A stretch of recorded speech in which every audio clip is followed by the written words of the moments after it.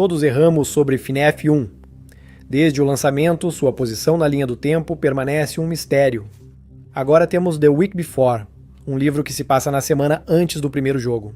Será que ele vai resolver esse mistério de 10 anos? Ou vai deixar a linha do tempo ainda mais confusa? Olá, internet! Este é o The Game Theory, onde lemos o livro do FNAF para você. Sério, porque existem 25 desses livros. Mesmo com meus sentimentos sobre esses livros, Scott continua lançando mais e iniciou uma nova série de romances interativos na semana passada. A semana passada é uma versão legalmente diferente de FNAF, em formato de livro de escolha sua aventura. Eles não podem chamar assim legalmente porque é uma marca registrada, não se preocupe com isso. Neste livro, somos Ralph, segurança da Freddy's, no turno da noite na semana anterior ao FNAF 1, o mesmo ouvido em todas as noites do FNAF 1. Eu queria gravar uma mensagem para você, para te ajudar a se ambientar na sua primeira noite. Isso mesmo, Ralph é o cara do telefone. Bom finalmente colocar um nome em uma voz. A partir daqui você decide como a história segue. Alguns caminhos passam pela pizzaria já conhecida. Alguns vão trazer novas tramas, outros te levarão ao destino do cara do telefone na noite 4 de FNAF 1.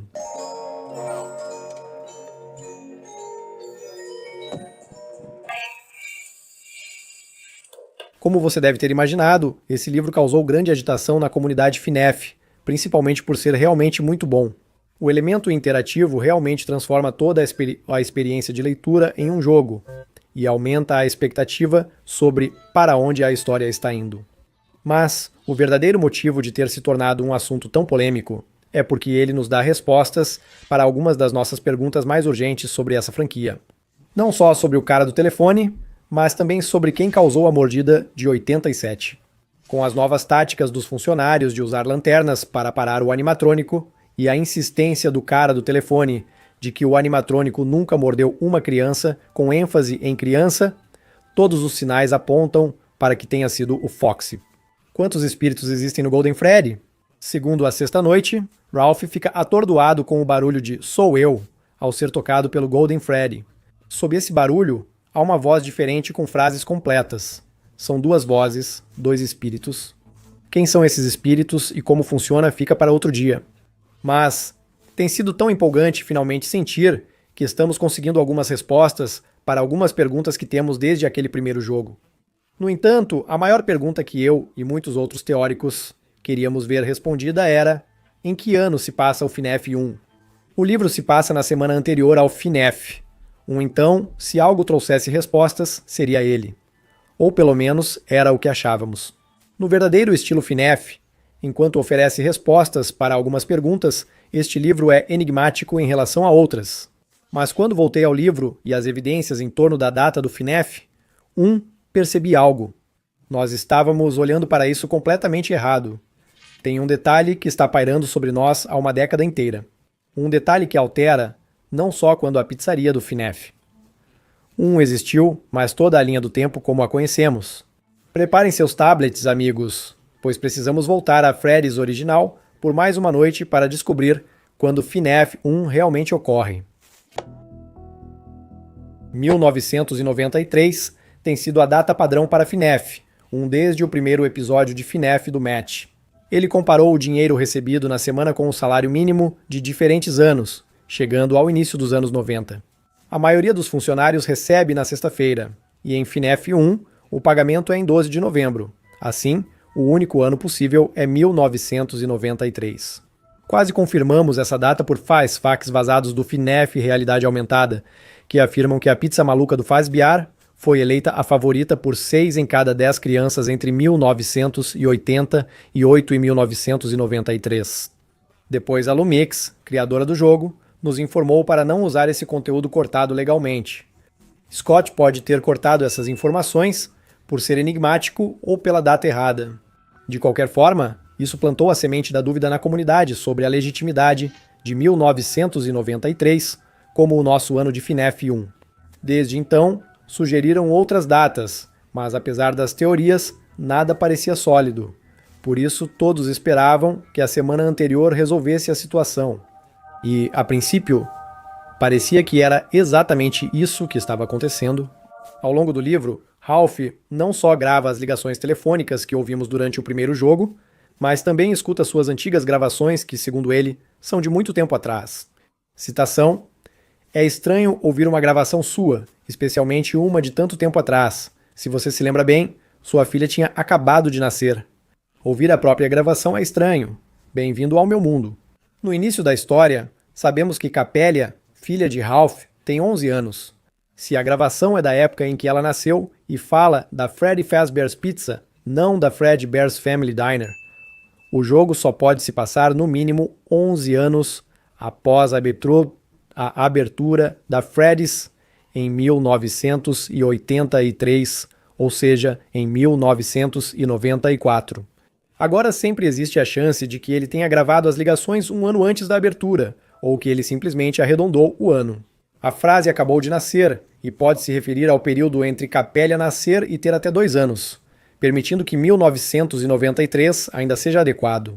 Ou seja, se não fosse por algo que o youtuber The Unwithered Truth apontou. Ele também fez um vídeo inteiro tentando descobrir o ano de FNAF 1, mas encontrou um detalhe interessante. A página que afirma que Ralph gravou mensagens do homem do telefone no nascimento da filha apresenta 2 falhas graves. Primeiro, para chegar a essa página, é preciso fazer escolhas de caminho bem estranhas. Ao chegar à sexta-noite, na primeira jogada, você desbloqueia um celular chamado de item bônus no livro. Você precisa reiniciar o livro com o item bônus no inventário. O livro, frequentemente, permite usar o item bônus e recomenda aproveitá-lo, pois assim as ligações telefônicas canônicas do FNAF 1 são gravadas. Porém, para acessar a página sobre o nascimento da filha, é preciso recusar gravar a ligação da noite 1. Nesse novo caminho, você precisa ligar para o serviço de correio de voz. Mas para isso, você precisa de um código. Esse código está na descagem rápida do celular, mas você só saberia disso se tivesse seguido a sugestão anterior e usado o item bônus para gravar a ligação da noite 1, pulando completamente essa parte do correio de voz. Também não exibe o aviso de item bônus, apenas pergunta se você tem o código de 4 dígitos. Sem o item bônus, você não saberia o código. Com ele, provavelmente teria ignorado esta página e gravado a ligação da noite 1. Sim, tecnicamente é possível agir assim, mas isso contraria a lógica para o leitor. Claro, você poderia simplesmente descartar isso como um pequeno erro, mas então, quando você chega à página sobre a idade da sua filha, encontramos outro problema. Ela traz informações que contradizem outras do livro. Nesta página, diz que você nunca trouxe Capélia aqui, ou seja, onde você trabalha, na Freddy Fazbear's. Depois, o livro diz que ela nunca superou quando você a levou ao trabalho para ver os animatrônicos aos 7 anos. As duas coisas não podem ser verdade. Ou ela já foi a Freddy's ou não. Por isso é difícil usar a idade da Capélia como evidência definitiva nesse debate. Felizmente, há algumas outras pistas para nos ajudar. O livro mostra que Ralph aprecia a cultura pop moderna, principalmente filmes e séries de televisão. Na página 147, ele menciona os Goonies. Na página 194, ele digita 1, 2, 3, 4 e comenta que só um idiota usaria essa combinação na bagagem. A mesma frase do filme Spaceballs. Durante a luta com os animatrônicos, a filha de Ralph grita "Tenta água benta, sopro da morte", do filme Os Garotos Perdidos. Está cheio de referências aqui, a maioria dos anos 80.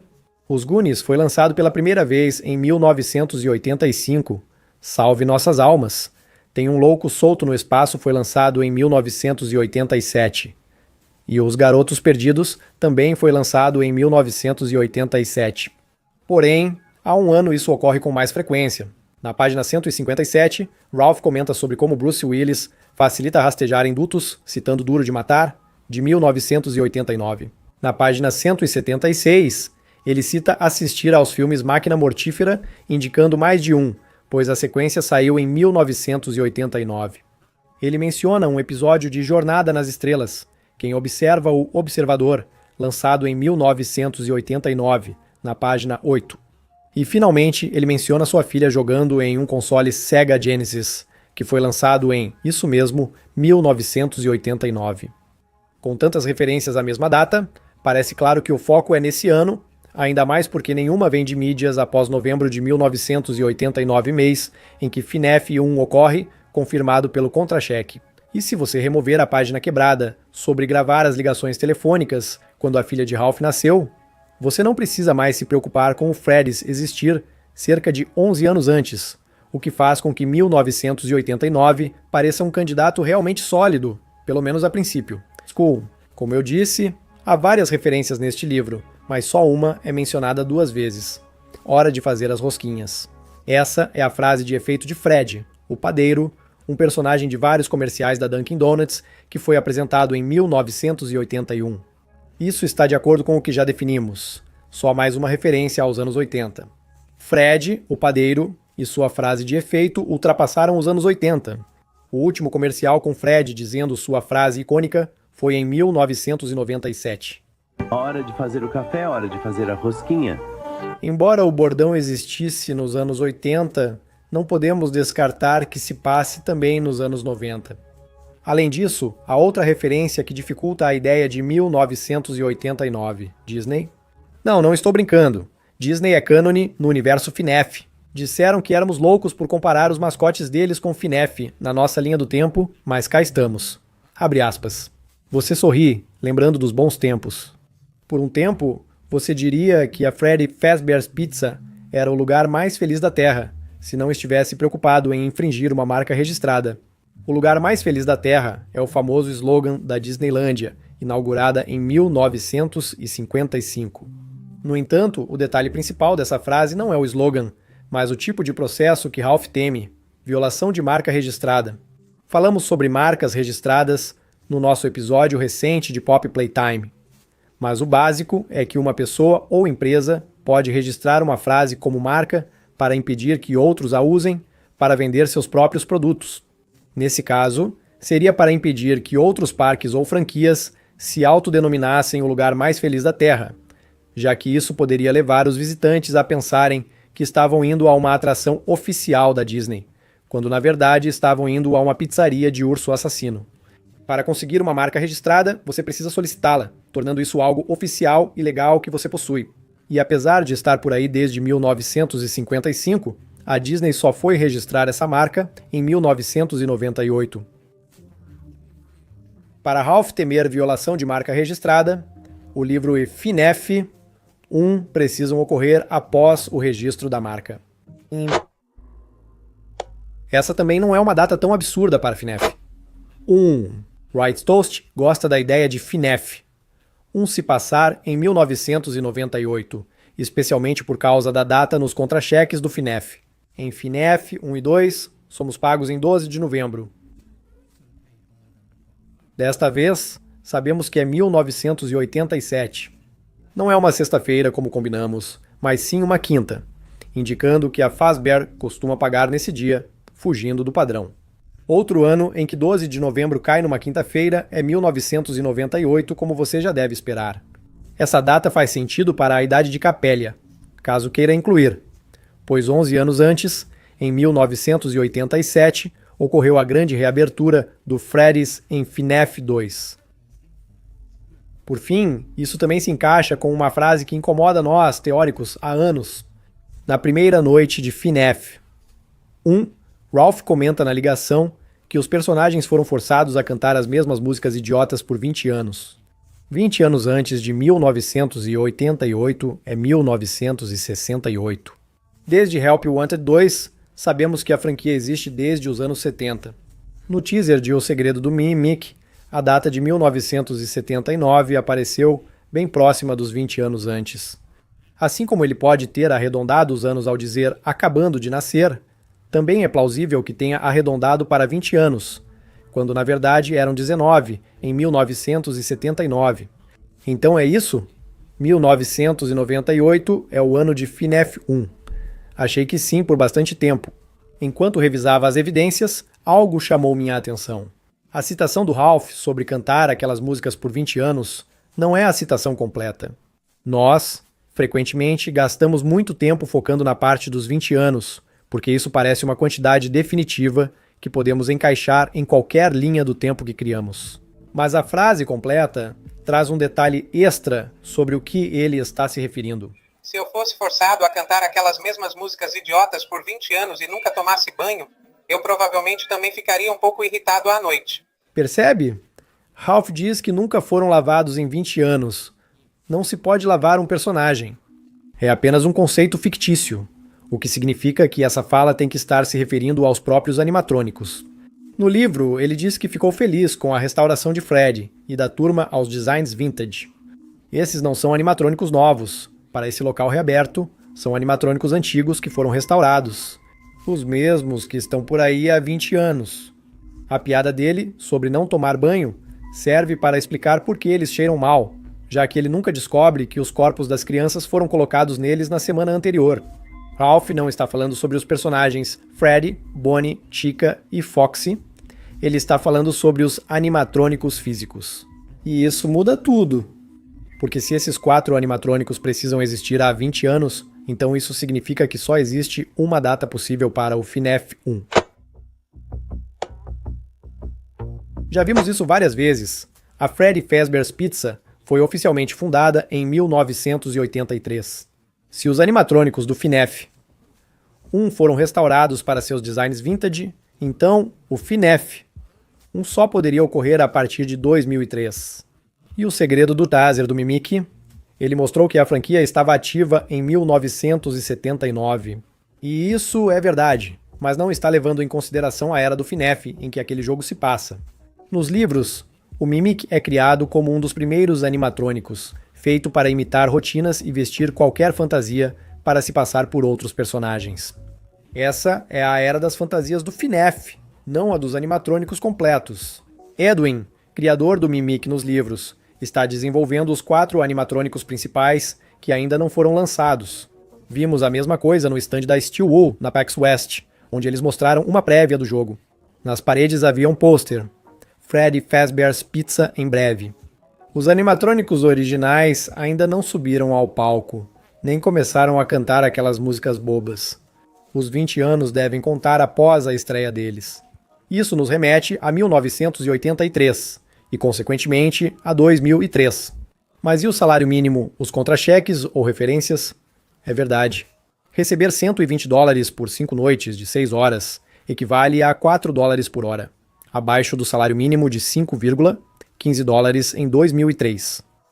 Após a noite de sexta, você recebe só 50 centavos a mais por horas extras, o que seja em 1980 ou em 1993 ou em 2003, continua sendo muito pouco. Não estou convencido de que Scott pensou muito nesse valor. 12 de novembro de 2003 cai numa quarta-feira, então não corresponde ao cronograma de pagamento do FNAF 2. Só posso dizer que, no filme, Mike descobre o emprego em 6 de abril de 2000, uma quinta-feira. No dia seguinte, liga para Afton, começa a trabalhar na sexta à noite, faz sua quinta-noite e recebe o pagamento na terça-feira. Não dá para garantir que a Fazbear pague sempre no mesmo dia da semana ao longo dos anos. Quanto a todas as referências na semana anterior, bem, só porque referências existem nos anos 1980 ou a marca foi registrada pela primeira vez em 1998, isso não significa que essas coisas só podem ser mencionadas nessa época. Meu pai só fala de Top Gun, de 1986, mesmo indo ao cinema a cada 2 semanas. Referências assim podem limitar quando algo começa, mas não até onde pode avançar no futuro. Se for 2003, FNAF 1 ocorre 16 anos após o fechamento de 1987, o que parece um tempo muito longo para revitalizar uma franquia. Todos sabemos o impacto da nostalgia no público mais velho atualmente. Quanto às futuras partes da franquia, é aqui que eu admito que as coisas começam a desmoronar um pouco. FNAF 3 ocorre 30 anos após o fechamento do Freddy's, em 2033. Isso por si só não é um problema. Com base no pôster e no calendário de Security Breach, teorizou-se que o jogo se passa em 2035. FNAF 3, FNAF 6, Help Wanted, Special Delivery e Security Breach teriam que ocorrer em apenas 2 anos. Isso é um speedrun digno de vídeo do Tetrabit. A data de 2035 só foi teorizada até agora. Existe a possibilidade de que, como a data inicial de FNAF 1, esta também esteja errada.